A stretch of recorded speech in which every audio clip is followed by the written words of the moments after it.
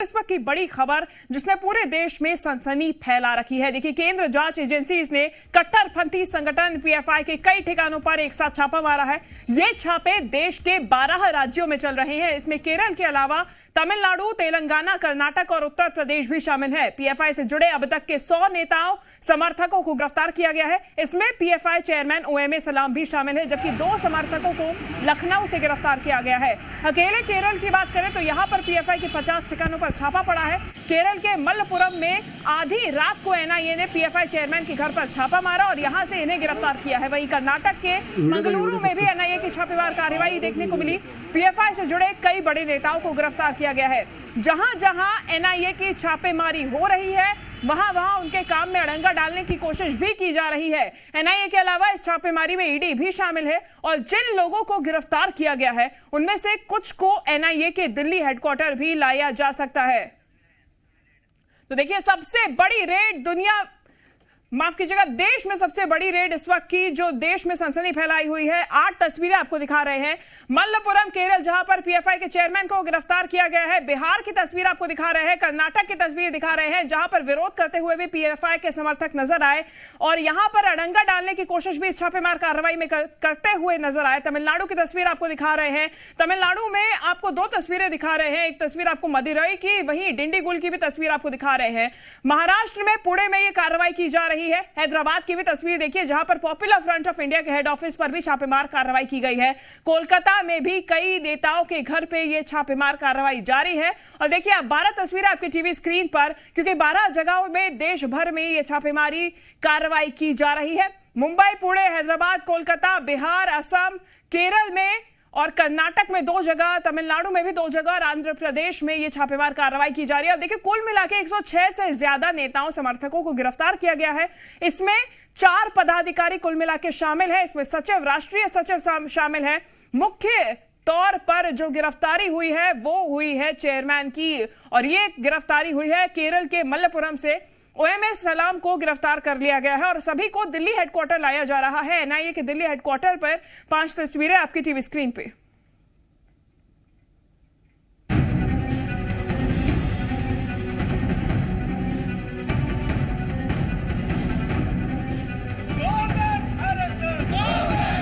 Popular front of India यानी PFI के ठिकानों पर एक साथ केंद्रीय एजेंसियों की छापेमारी शुरू हुई तो हड़कंप मच गया।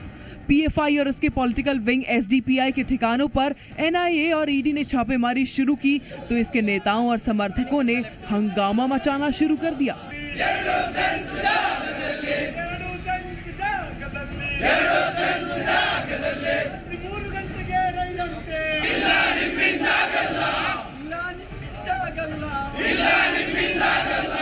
तस्वीरें देखिए, किस तरह से जांच एजेंसियों की टीम का रास्ता रोकने की कोशिश पीएफआई के नेताओं और समर्थकों ने की। जांच टीम के सामने इन लोगों ने हंगामा किया और गो बैक के नारे लगाए।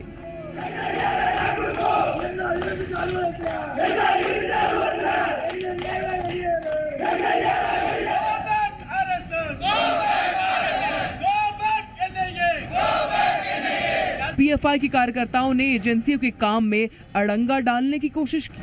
पीएफआई के ठिकानों पर कल रात से ही एनआईए ने छापेमारी शुरू कर दी थी। केरल, तमिलनाडु, तेलंगाना, कर्नाटक, उत्तर प्रदेश समेत 12 राज्यों में एनआईए ने एक साथ छापेमारी शुरू की।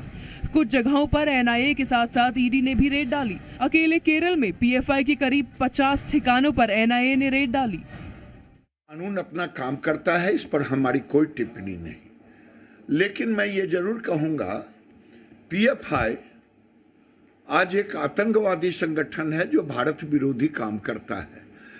पूर्णिया को उसने अपना सेंटर बनाया है। फुलवारी शरीफ में पकड़े गए, उसकी प्लानिंग आपने देखा सुना कि वो भारत को पहले ही मुस्लिम राष्ट्र बना देना चाहता 1947 के पहले। छापेमारी में पीएफआई के अध्यक्ष ओमा सलाम के साथ साथ केरल के पीएफआई प्रमुख मोहम्मद बशीर को भी हिरासत में लिया गया है। इस संगठन के कई बड़े नेताओं और कार्यकर्ताओं के ठिकानों पर छापेमारी की गई है। एनआईए की रेड टेरर फंडिंग के आरोपों की वजह से की जा रही है। छापेमारी के दौरान पीएफआई से जुड़े 100 से ज्यादा नेताओं और समर्थकों को गिरफ्तार किया गया है, जिसमें आंध्र प्रदेश 5, असम 9, दिल्ली 3, कर्नाटक 20, केरल 22, मध्य प्रदेश 4, महाराष्ट्र 20, पुडुचेरी 3, राजस्थान 2, तमिलनाडु 10, उत्तर प्रदेश 8 कार्यकर्ता शामिल हैं। देखिए, ये पहले से ही लगातार इस बात की जो आशंका थी वह सच साबित हो रही है कि सिमी जो एक राष्ट्र विरोधी गतिविधियों में संलिप्त रहने वाला संगठन था, उसी का बदला हुआ रूप पीएफआई है। आज की जो भी छापेमारी है वह एनआईए के माध्यम से की जा रही है और देश विरोधी कोई भी गतिविधि न प्रदेश में और न देश में अब स्वीकार नहीं की जा सकती। जो ऐसी गतिविधि का हिस्सा होंगे उनको पकड़ना, यह जो सुरक्षा एजेंसियां हैं, जांच एजेंसियां हैं, उनका दायित्व है, वह काम हो रहा है। लेकिन बाकी उसके बारे में डिटेल जिन एजेंसियों के माध्यम से छापा पड़ रहा है वो बताने का काम करेंगे। पीएफआई टेरर मॉड्यूल मामले में कई शहरों में नेशनल इन्वेस्टिगेशन एजेंसी की छापेमारी में क्या सबूत मिलते हैं, पीएफआई के आतंकी कनेक्शन पर मुहर लगती है या नहीं, इस बात पर पूरे देश की निगाहें टिकी हैं, क्योंकि पीएफआई पर पहले से ही देश को तोड़ने और आतंकी संगठनों के संबंध के आरोप लगते रहे हैं। ब्यूरो रिपोर्ट, जी मीडिया। तो देखिए, मध्य प्रदेश में भी पीएफआई के ठिकानों पर छापेमार कार्रवाई की गई है। इंदौर और उज्जैन से पीएफआई के 4 सदस्य गिरफ्तार किए गए हैं। इंदौर से पीएफआई प्रदेश अध्यक्ष अब्दुल रऊफ की गिरफ्तारी हुई है। वहीं देश भर के 12 राज्यों में स्पेशल ऑपरेशन चल रहा है। पीएफआई पर टेरर फंडिंग और कट्टरपंथी कैंप चलाने का आरोप है, जिसके बाद पूरे ही देश में यह कार्रवाई की जा रही है। कुल मिला के 12 राज्यों में एनआईए ने आधी रात को छापेमार कार्रवाई की है और इसमें ईडी भी शामिल है। पीएफआई में अब इंदौर दफ्तर, खंडवा में भी और मंदसौर में भी, माफ कीजिएगा, खरगोन में भी ये छापेमार कार्रवाई की जा रही है, जैसा कि अपडेट मिला है। और अभी तक की जो जानकारी है उसमें यह है कि इंदौर और उज्जैन से 4 सदस्यों को गिरफ्तार किया गया है।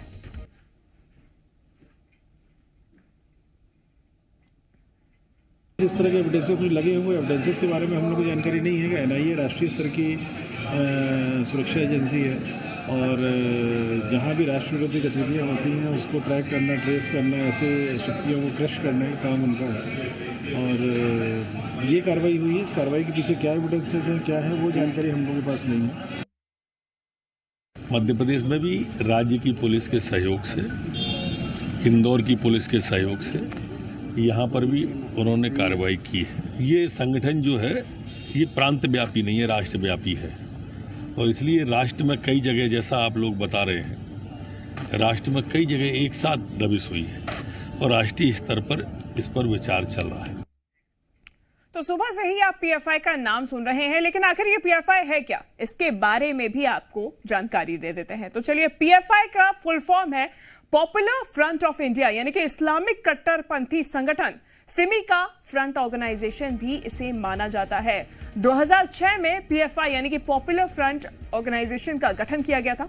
16 राज्यों में इसका असर देखने को मिलता है। वहीं 15 से ज्यादा संगठन इस पीएफआई से जुड़े हुए हैं। यूपी सरकार ने शुरुआती दौर में इसे बैन करने की मांग की थी, क्योंकि कई ज्यादा गतिविधियां संदिग्ध पीएफआई की देखने को बीते सालों में मिली हैं।